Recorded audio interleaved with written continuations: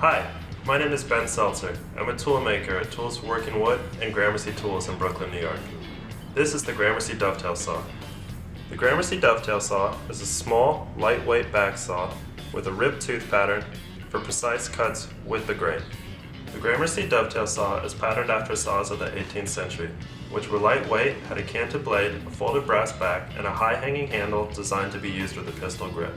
The lightweight and high hang are designed to give you angular control, while the canted blade ensures you hit your layout on the front side of the workpiece where you can see it.